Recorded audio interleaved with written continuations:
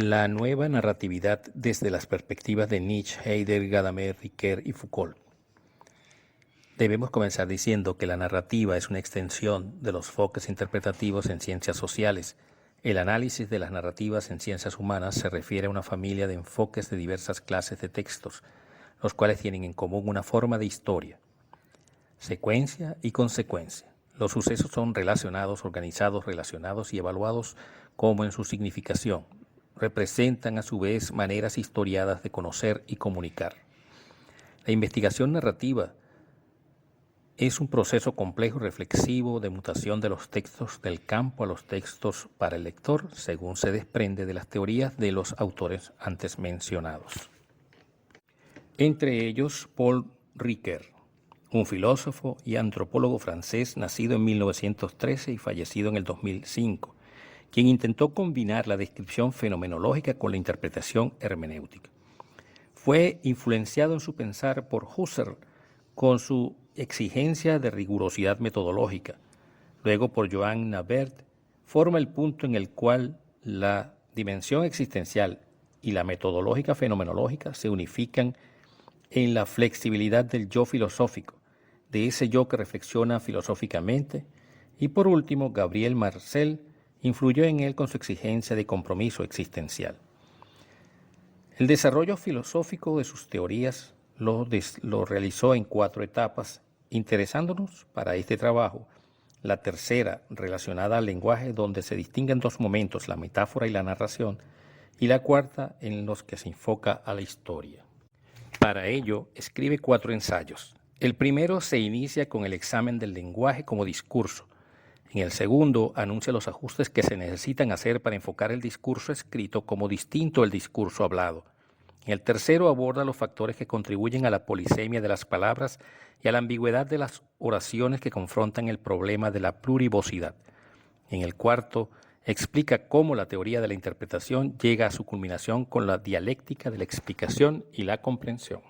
En el análisis del discurso, Ricoeur se basa en el concepto heideggeriano de el ser, apelando a la intencionalidad del sujeto y el sentido de la oración, teniendo como base el retorno del sentido al sujeto, determinando de esta manera al sujeto como intérprete, en el cual se comprende a sí mismo y se proyecta en el análisis interpretativo.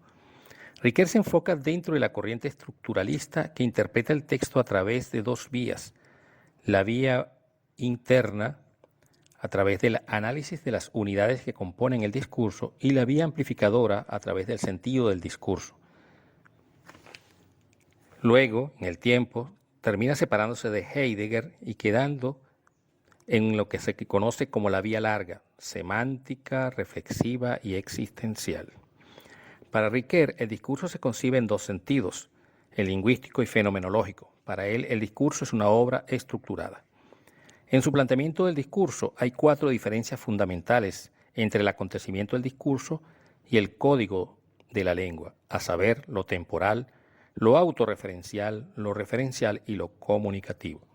En cuanto al hermenéutico, su enfoque permite establecer una conexión profunda entre relato y vida, considerando de esta manera a la narración como interpretante de la realidad vivida.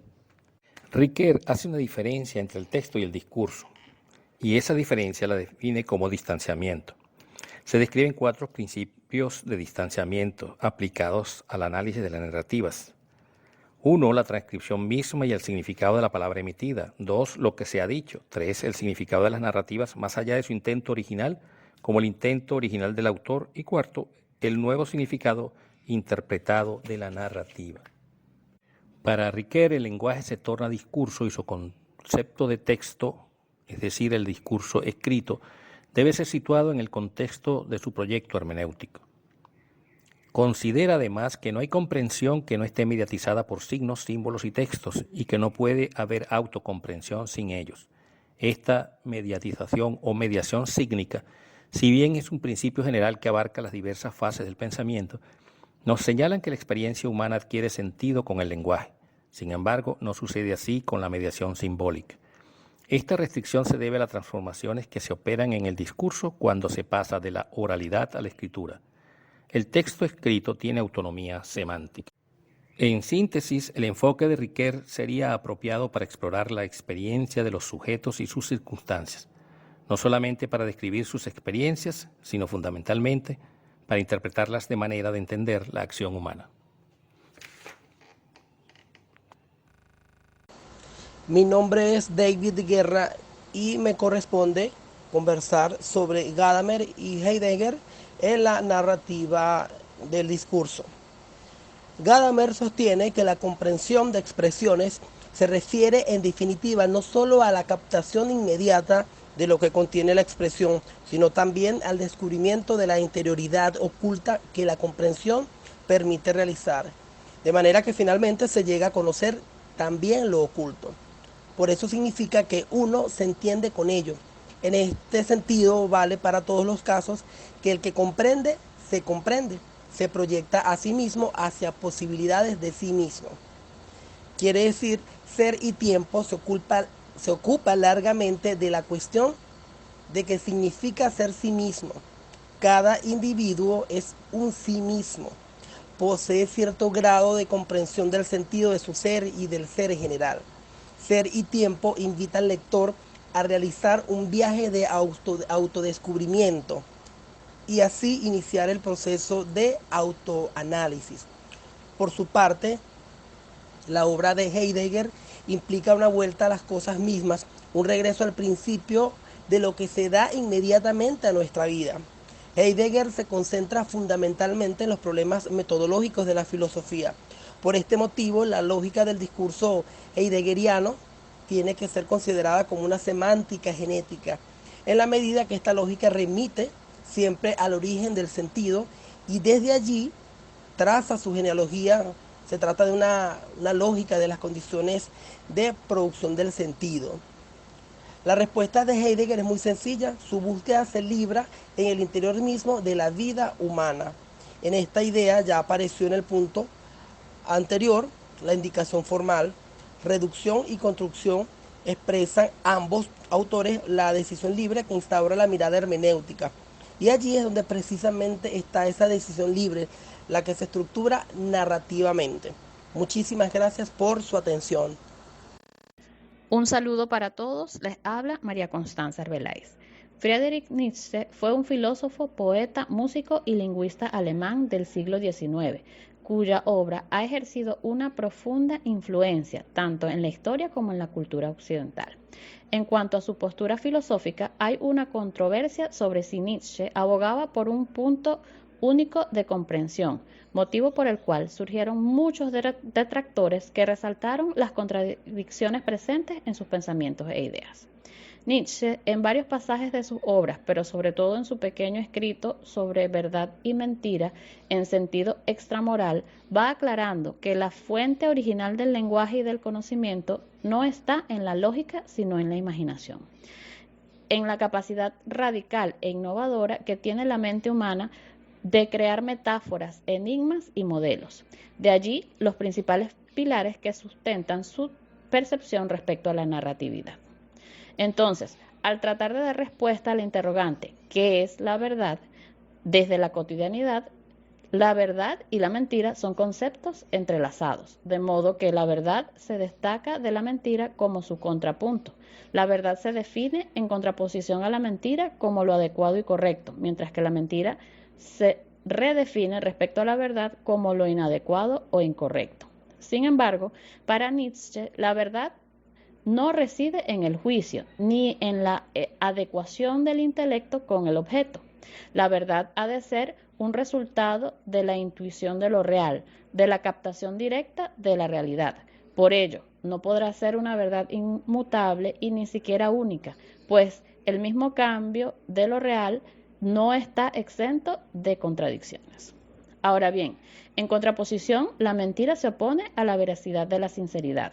No es lo mismo verdad que veracidad.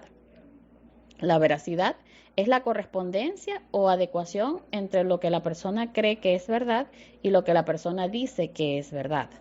Entonces, desde esta percepción, en la narrativa no miente quien no dice la verdad, sino quien dice aquello que no cree que sea verdad. En lo que respecta a la metáfora, este filósofo señala que es el núcleo del lenguaje, pues la metáfora es la conjunción del pensamiento y la vida, y surge de la posibilidad racional del ser humano. Para Nietzsche, la metáfora consiste en algo más que una simple figura retórica, ya que la comprende como una especie fundamental del comportamiento humano por medio del cual una realidad o concepto se expresa haciendo uso de imágenes literarias que representan o guardan cierta relación de semejanza con la idea base. Por lo tanto, una metáfora se forma en general al cambiar una palabra habitual por otra que guarda relación con la idea base que se quiere comunicar. En fin, partiendo de esta postura, la metáfora permite expresar o comunicar una nueva visión, una nueva organización del universo, un nuevo orden, pero lo realmente nuevo son las asociaciones que permite este nuevo orden. Inventar una metáfora es crear asociaciones nuevas y dar lugar a una metáfora es crear sentido. En el tema de la metáfora, con su necesidad de explorar lo que encierra una ilusión o una simulación, esto tiene que ver con la teoría del conocimiento, en donde Nietzsche sostiene que el verdadero contenido de la categoría narración trae a colación la paradoja que indica que el engaño y la falsificación son necesarias para la vida humana. Nietzsche intenta develar el simulacro al margen de la opción dualista del mundo verdadero y el mundo aparente, del modelo y su reproducción, de la identidad propia del original y la semejanza de la que participan las copias, incorporándola como recurso para enriquecer sus relatos. Ya para finalizar, Nietzsche decía que la verdad es la mentira más eficiente, aquella que ha logrado su objetivo, es tan profundamente mentirosa que le creemos. De aquí resulta válido rescatar que las narraciones surgen de la capacidad del ser humano de contar sus experiencias. Por lo tanto, con base en lo propuesto por este filósofo, la vida y la vida del concepto puede ser de muchas maneras. Buenos días, les habla la doctorando Marjalek Rivas. En esta oportunidad voy a referirme a la nueva narrativa según Michel Foucault. Foucault explicó frecuentemente que sus verdaderos objetos de estudio no eran el hombre, sino la historia de la conversión en objetos de saber antiguo, cristiano o moderno. Foucault advierte que tras esa voluntad de saber se esconde la voluntad de poder.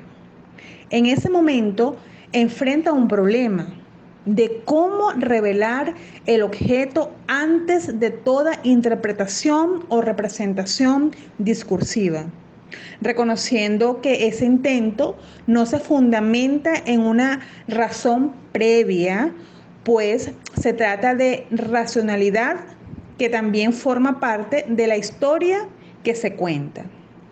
Así, la ciencia humana es un medio que refuerza el impulso de los procesos de socialización, a la vez que instituyen nuevas relaciones de poder en el seno de las interacciones concretadas mediante el cuerpo.